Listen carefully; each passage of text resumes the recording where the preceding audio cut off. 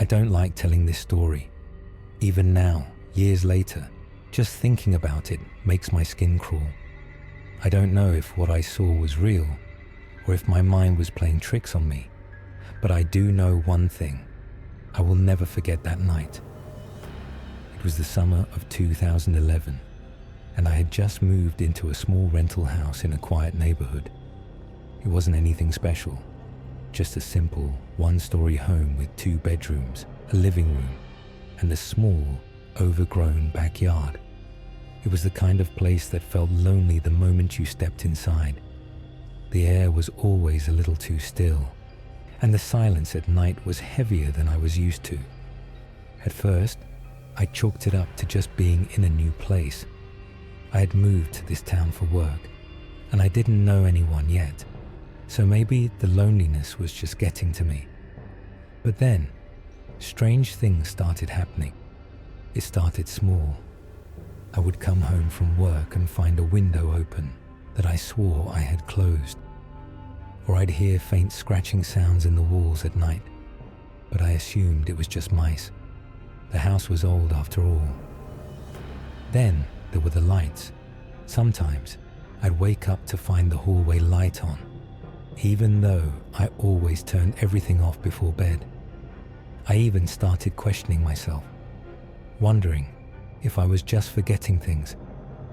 But then, about 3 weeks after I moved in, something happened that I know wasn't just in my head. I had fallen asleep on the couch one night after watching a movie. It was sometime past midnight when I woke up to a strange noise, like shuffling footsteps, slow and deliberate, somewhere outside. The room was dark except for the dim glow of the streetlight outside filtering through the blinds. I sat up, my heart pounding, trying to convince myself that it was just an animal. Then, I heard it again. The footsteps were coming from my backyard. I grabbed my phone and crept toward the kitchen where the back door was.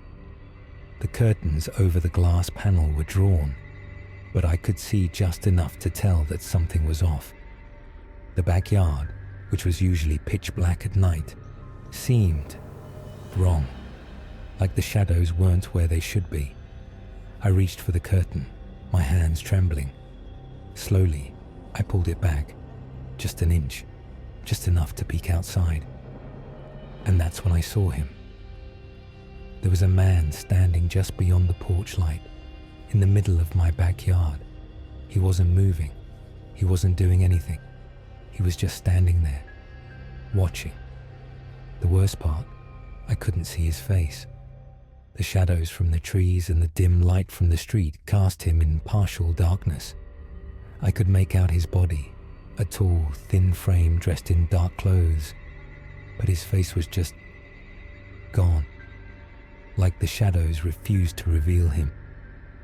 I stood there, frozen, gripping my phone so tightly my knuckles turned white. I didn't know what to do. Should I turn on the lights, call the police, run? Then, as if he knew I was watching, he moved. Not forward, not backward, but sideways, in this slow, unnatural glide, like his feet weren't even touching the ground. He moved toward the side of my house, disappearing from view. I didn't breathe, I didn't blink. I just stood there waiting, straining to hear if he was still there. Then, something even worse happened. A soft tap, not from the back door, not from the side of the house, from my living room window. I turned so fast I nearly fell over. The blinds were still closed, but I could see a faint outline, a figure standing just outside my window. I couldn't see his face. I didn't want to. I backed away slowly, heart hammering against my ribs. My phone was still in my hand, and I finally had the sense to dial 911. 911, what's your emergency? I tried to speak, but the words got caught in my throat. I kept staring at the window, my entire body screaming at me to run, to hide, to do something. And then, he moved again.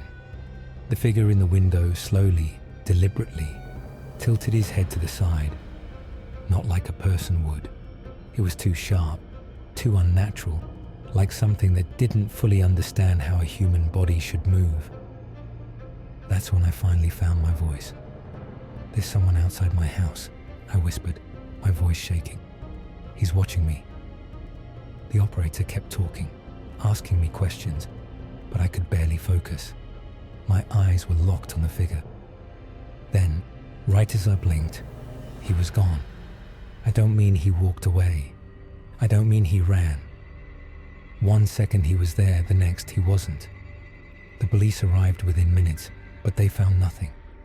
No footprints in the yard, no signs of forced entry, no evidence that anyone had been there at all. But I know what I saw. For the next few nights, I barely slept. I kept every light on in the house, double-checked every lock, and even pushed furniture against the doors.